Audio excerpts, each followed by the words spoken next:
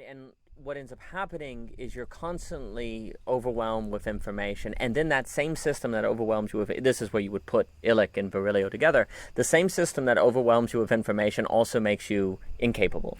Yeah, and I mean, I think that's Illich's, like the way he talks about kind of the disabling is really, really so key, because Yes. there's a lot of, there's a lot of not feel like, okay, sorry, this is, there's this family that's like out in Utah, and they have like horses and a big family, Sure. like animals and stuff like this. Anyway, so the oldest kids are like 11, I don't know, maybe 11, maybe 9, somewhere around there. And I was thinking about how capable they are, like at such a young age. I'm like, they can do more than probably I can, honestly. Like they know how to do a lot because they have been given that responsibility. That also means their parents have to like trust them on a horse, and train them to ride a horse, But sure, one could say like, well, the stuff they do, we don't have to necessarily do that, right? Mm-hmm. Like we don't need to know how to ride horses and put them up, and we don't need to know how to milk cows, but they can do this at this age, But I'm like, but still, the fact that they can do what a lot of people cannot do in their 30s after going through like, an education system. Yeah. And like an extensive education system. To me, I'm just like, I mean, it's, and again, one could be like, well, depending on one's like way of thinking in terms of food, like, oh, well, we shouldn't really be eating animals or having animal products. I totally understand that. And maybe it's like, well, they could be learning other things that could give them more ability to do X, Y, or Z. But to me, I'm just like, well, if we take it on what they decide to eat, okay, for what they have decided is okay, like they would need to be like, they would either need to buy that or they could do it themselves, and they're doing it themselves. And the fact that they can do that themselves is just like, wow, that's a lot of ability that you start to cultivate at a fairly young age, because you see it, you watch, and then you learn, and you're trained, and you're taught, and you do it, And maybe that could be like, oh, well, they don't get to be like, kids, but yes, they do. They get to ride their horses. They love doing that. They get to, and yeah, sure, you can't know all the ins and outs of it, but it's just, to me, I'm like, I'm really, to me, it's amazing. It's amazing how there's actual concrete skills that they have at younger ages than most people will ever be able to have. And that's kind of jarring. Well, I mean, when you think about like, what does that mean? What do we actually learn? Illich he had a few things to say. Yeah. Well, we talked about it with Sweeney. We were all concerned about Orwell's fear or Huxley's pleasure. Right. And these things are relevant. But really, what Illich gives you is the system of disablement. It's not big. It's kind of like Big Parent. Like if the system always gives you food, well, then you're grateful for the system. Don't bite the hand that feeds you. Yeah. And so you don't need to do it with your hand either. Yeah, you're disabled. Yeah. You can't make your own food, and so the system that trains you not to make food, you're grateful for because it provides the food. Now, this is a better description of how control works than, say, the problem, like I was saying with Bethany and Jacob when we talked about Atlas Shrugged, because that's a more relevant book as well, because that shows you the process of the breakdown of the supply chain, how it works. And again, there's something about the system that allows you to access things, because you can't learn every skill, right? Like, there are some skills you're not going to have, and there are some people who are going to be better at it than you. And so there is a place for a system of price coordination and supply chains and so on and so forth. The issue is that by people not, again, if we can't think tragedy and trade-offs, we can't think this. Because if you say, okay, I'm not going to learn how to work a car, and in fact, they make them now where you can't, and that's, but I'm not going to learn. But if you say, what skill will I replace that with? Right. Again, but we don't want to think of choice, like, because if you choose to learn X instead of Y, what does that say about you? We do everything in our power to avoid choice. That's Philip Reeve, Peter Berger, all these different people. But the point is that Illich is giving you a picture that shows you control that has occurred. Like, it's more it's a different view from Orwell and Huxley. And it aligns more with Kafka, because in Kafka you're controlled by your own conscious choices, the way your consciousness is organized toward reality, where you imprison yourself. Well, likewise, if you're disabled, then you choose to live in a way that increasingly plugs up to the system that disables you because it provides the things that it trained you out of. Right. And so that vision of things is, I think, a very important description. Now, again, this doesn't mean you shouldn't go to the grocery store. Sure. But if you're aware of this disablement, because the thing that that comes up in the address, belonging again, is the kind of idea that I think a lot of the talk about the meaning crisis, and this came up with Ali as well in the recent O.G. Rose conversation, a lot of people, it's not that people don't have meaning, it's that they don't have the ability to realize their meaning. Like, if the average person, you ask them, like, what do they want to do with their life, they actually can tell you, funny enough. And most people believe in God. And so the idea that the problem today is that the universe is cold and empty and there's going to be a heat death, well, yeah, that tends to describe white-collar college kids, but that's a minority. The majority of people are suffering a quote-unquote meaning crisis that cannot be separated from a skill crisis, that cannot be separated from a disablement crisis. Because here's the funny thing. If you, for example, know that's what's meaningful to you is, let's say, having a farm, but you don't have the skills or the ability to raise the money or whatever to run a farm, then actually it's the meaning which tortures you. This is the irony. It's the very fact that that thing is meaningful to you that not being able to do it or realize it causes you suffering. Yeah. So in that way, the meaning is the crisis itself, not the lack of it. And so you have to see all these things together in different ways. And Illich is really encouraging you. Also, basically what Illich points out, that, like, if you learn skills outside of employment, you're seen as a deviant.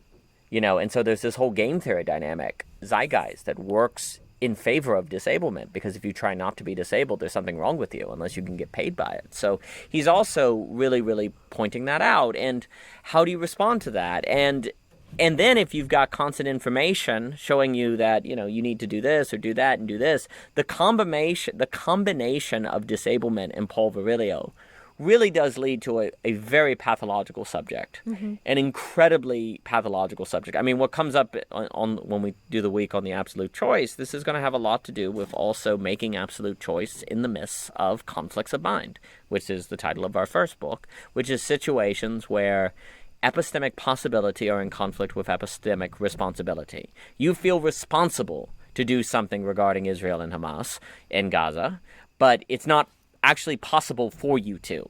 So possibility and responsibility come in conflict, which then lead to all sorts of neurosis and what do I do? And so you're caught in a conflict of mind. Your mind is a conflict with itself. And so you have to make choices about what you're going to give attention to in the midst of that. And also you were saying earlier about how people are like, oh my gosh, you're not paying attention to current events. The world today is full of counterfeits. And one of the reasons why you have to, basically do some kind of philosophy is to know the difference between true, attention, Simone Weil, or the awareness of Illich, versus the attention of the news. Right. You have to think that difference and live that difference. Not that the news is a counterfeit, but that it's a You could argue it's a counterfeit of books. I mean, a lot of the news is a counterfeit, as in it's just kind of junk food information. Well, sure, but it's not that it's not actually happening. Sure. Yeah, I mean, it depends on what's being said, but yeah, I mean, it's kind of like there's love and there's the counterfeit love.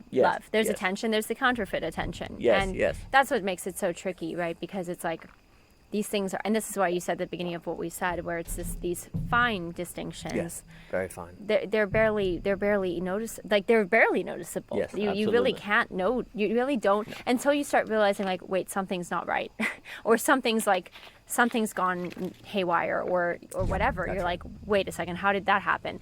And I think that's when it's like, wait, something was not like that. That was a counterfeit attention. And I think these two also dance. I think the two are always at.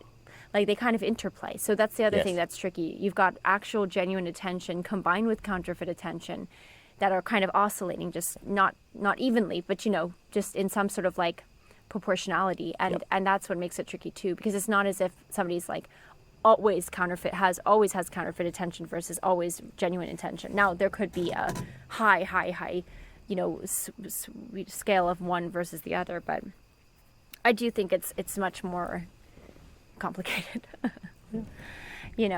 But I mean, all in all, there are ways to, I think there are definitely ways to identify, like, to spot those things. I mean, in the sense of being able to be like, well, how would you ever tell the difference between counterfeit attention and attention? I think there are ways to do that. And honestly, I think, like, a lot of it actually relates to some of the things in our course, because, like, for example, we talk about self-forgetfulness, and that's going to be like, that's sort of a type of, in a funny way, it actually is directly related to attention, right? Because, like, what are you putting your attention on, like, where you become self-forgetful, not in a self-neglectful way, no, in a self-forgetful way, like a child, right, where they have like a kind of, I'm like, suddenly I am a pirate and I'm in a ship and I'm like, they forget, like, even they actually just willingly kind of shed their own identity on many ways to just engage with what they're giving their attention to, and I mean, there are other maybe examples of this, but basically, like, this is kind of ways to sort of say, like, well, what is the results of that attention, which then allow you to retroactively be like, okay, wait, that actually was, I can see very clearly now, that was counterfeit attention versus, like, the genuine attention. So, like, that's just one example, Oh, yeah. I mean, the course will get a lot into the dynamics, because we're asked this question at the beginning, the difference between extending humanity and replacing humanity technology. Well, there are different technologies that have different game theory dynamics around them that then transform how you do them. Yeah. Like, this is the part in a conversation where you're like, how much of the course do you give away? Before. Spill the beans. Like, how much do you hide? But if you hide too much, no one's interested. But if you say too little, you don't have lectures. Oh, gosh. But, like, let me give an example that came, in the first thoughts. We talk about, like, boomers and millennials and how there's, like, a lot of misunderstanding over work. Well, if you're doing blue-collar work and you're filling a cooler with boxes, there is a necessary limit given to you by facticity of how many boxes you can put in that freaking cooler. Eventually it will be full, and there's no more work you can do.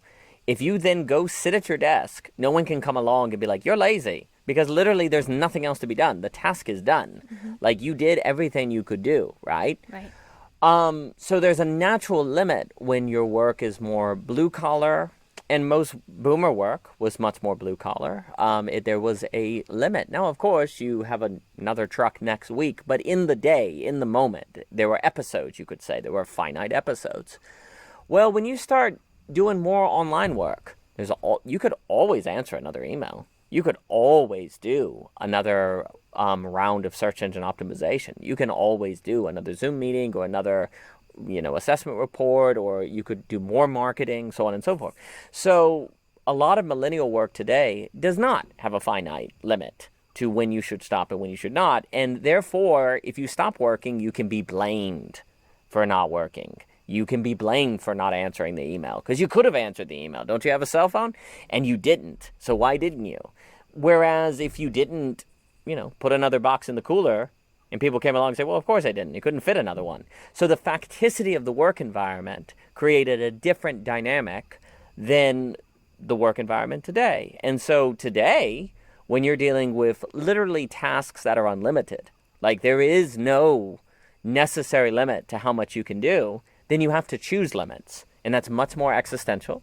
That's much more difficult. Your coworkers may be mad at you, and your family might be, maybe people of the previous generations will be like, you're lazy or something, but you see, they were able to basically often not have to worry about the job itself forcing them to work forever, because there were finite limits given by the task or given by the work. So that's an example of a dynamic that is shifted in the workplace, that if you don't see, you might be using, the ethics or principles of work from 30 years ago and apply it today, and now you have burnout. Now you have people who are, like, losing their minds, basically, because there is, and they don't know how to, relate. They don't know how to do. They don't know what to do because the principles have shifted. So that's an example where then work has changed. And because it's changed, you need to be aware and notice that change and realize that you need to relate to it differently. And if you don't, there will be trouble. And so the dynamics around work have shifted. And basically we'll describe it regarding technology, a similar shift in how technology between, you mentioned the ladder. Well, what's the difference between a ladder and a cell phone? Like that's the kind of description you have to do. And once you see that, once you're aware of that, you can transform how you then use the cell phone. Well, yeah, I mean, I think, that I always think that's a great point. Like you talk about, you had that article a while ago about like the invisible house and your house. Yep. Remember, like the two houses. Yeah, and like the one house is like all of your online stuff you have to maintain.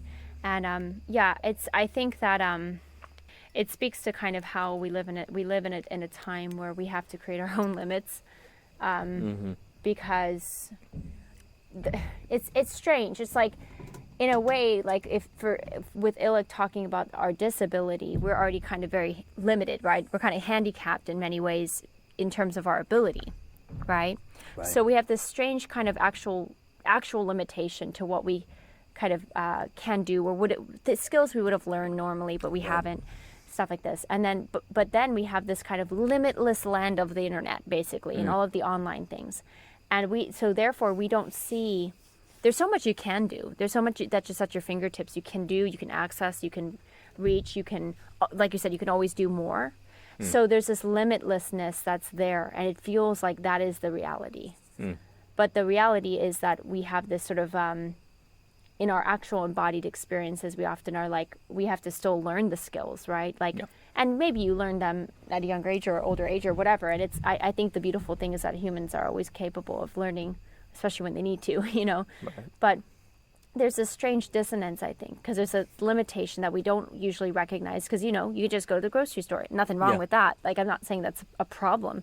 It's a problem if the grid goes down or something. But, like, it's not a problem if you can go to the store. But you would never really know what you don't know until you couldn't go to the store. And then you're like, oh, wow, like, can I do anything to, like, can I grow anything? Can I forage? Or do I know mushroom differences, to be able to feed myself? But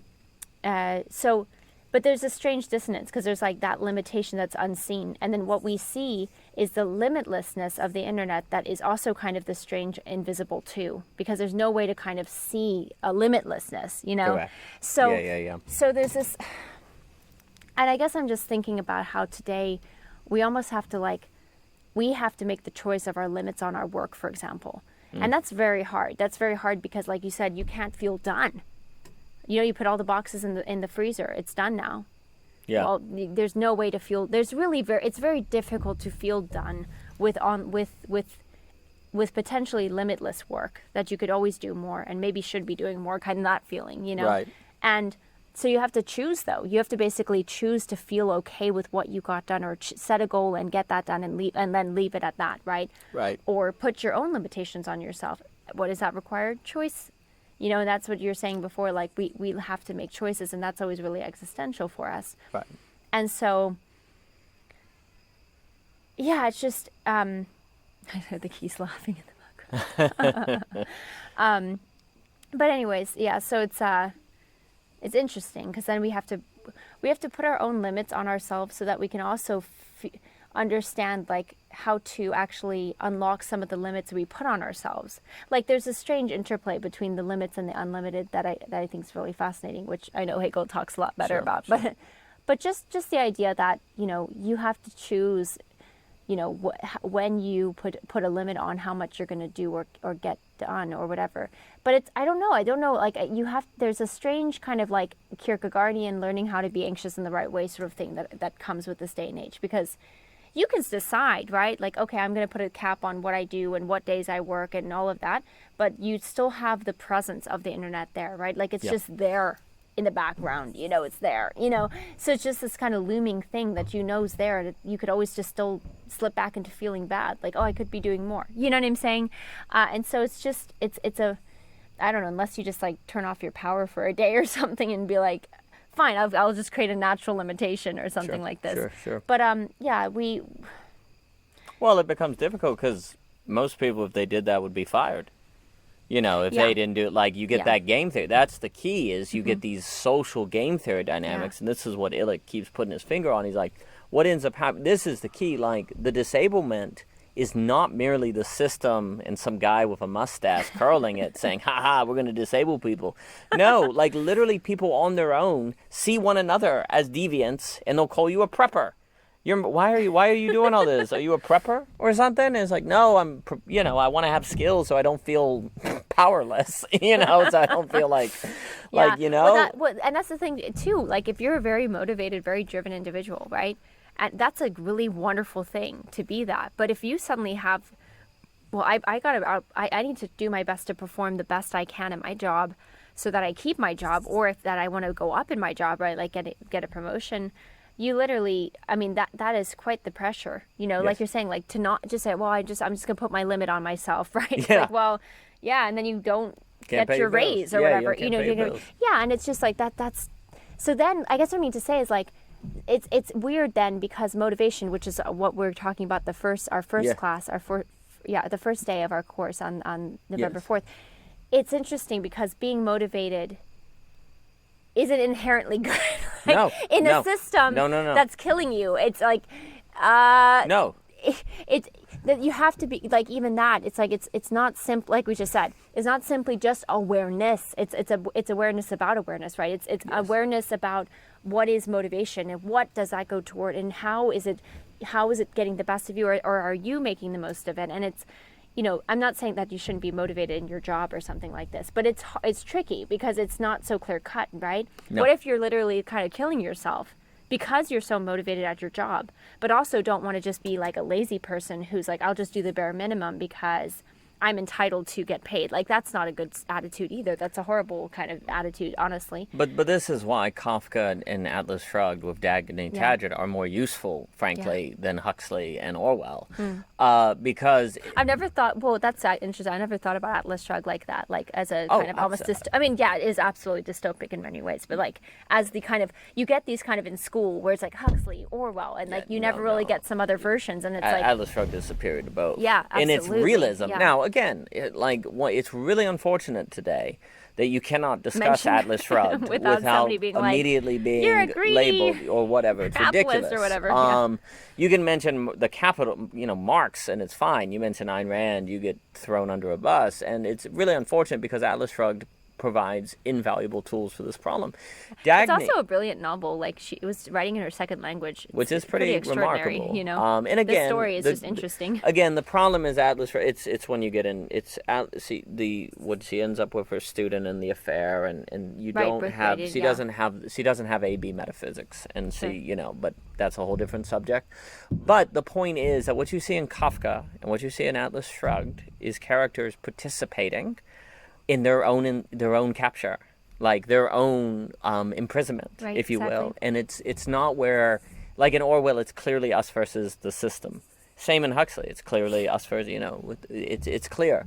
You even have kind of a noble savage, the savage, basically, in Huxley. That it's kind of a Rousseauian vision. And that's so important. Sorry, just really good. That's such a great point you bring up, because it's like, it's so clear cut, Yes. Like, it's so clear cut in those books. Like, here's the kind of oppressive people who want to control people, But the Kafka and the Rand versions are much more complicated. It's like this nexus of people. Like, it's not clear cut.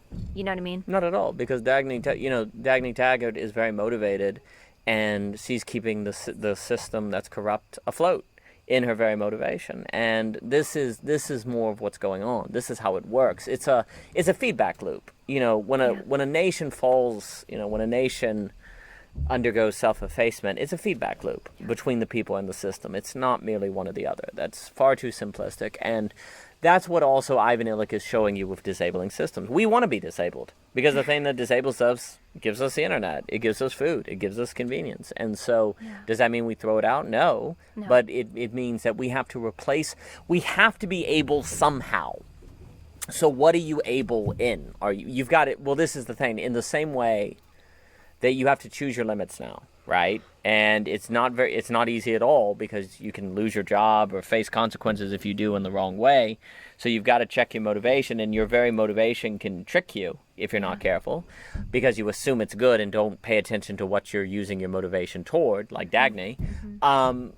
Well, in the very same way that you have to kind of choose your limits, you have to choose your skills, your ablement. Because in the past, if you had to eat and you didn't have food, facticity gave you the skills you had to go get. Yeah. You didn't have to choose them, really. Like, people had skills from necessity. Yeah. If necessity is not driving ablement today, then you have to choose it, which makes it far more existential. You're not going to have social support. And it's what Illich says. Yeah, because also it's like, why? You know, yeah, so many why? people are like, that's... stupid. Yeah. Or you know what I was... Sorry, I Please. cut you off because you're about to say Ivan Illich's name again, and please remember what you're going to say. I'm so sorry. But I was thinking about how... You know how you bring up the term sentiment? Yes. Which I think is Illich's, right? Or he has Sentiment. Are we talking Adam Smith sentiment? Well, here, let me just say what I'm going to say. But I think we've talked about it when we've had some conversations on Illich. But basically, like, it's almost like people have sentiments of skills. Oh, sentimentality. He's critical of sentimentality that defends the system or defends shadow work, where you kind of ignore the slave labor that people are doing in the home to support corporate America because you make it sentimental. You know, so he's, yes, and there is a kind of, but go on. Well, I kind of feel like there's a sentimentality with skills these days, where it's like, nobody's going to think it's weird if you, like... You make it quaint. Yeah, like when it's like kind of like just like a little bit of a hobby. Yeah, it like, has to be quaint. Like to me, it's almost like we have forgotten the necessity. Well, yeah, that's true. But also, like, we have forgotten the necessity of things. So, like, to me, I'm thinking about some of the things that I'm just thinking about my ancestors and my family, and like your side of the family, and thinking like, oh, there are certain things that they were able to do. And there was probably a time when they had to do it, but then they didn't have to, but they enjoyed it, right? Like, it was like, just take some sort of skill. I don't know. Sure. And I think, like, to me, it's fascinating because it almost became like quaint, like it's quaint, or it's kind of a hobby or something like this. And to me, I'm almost like, that's wild, because then it kind of became more of like, if you just like doing it, right? Mm-hmm. Like, if you just like hunting, or if you just like sewing, or you just like, you know, it's just kind of quaint if you like foraging, you know? Yeah. And it's like, I find that to be really fascinating, because now it's like this sentiment of skill. It's not I'm not saying that those aren't genuine skills if somebody can do it. And hey, great if they like it, you know, that's cool. Sure. But it's just that, you know, we don't have this sort of like, I don't want to say urgency, that's not the right word, but we don't have the sort of same imperative of like, we should probably teach this to our kids, or like, we should probably make sure they know how to do this, you know? Because I was thinking about it, it's like, you know, when I brought up that example of 11-year-olds, like knowing how to ride horses and, you know, do stuff on farms that are like, you know, really, it's like, wow, they can do that already, and they're only 11 or whatever. But the thing is, like, people are like, well, we do teach our kids skills. Like, we teach them how to use money and like go to a store. And those things are like, those are skills. Don't get me wrong. Like, you are trying to help empower your children and give them like real responsibilities. And that's all very good and well. But I'm just like, if there aren't certain things that are outside of the system that you teach them, then I do feel like there's still a kind of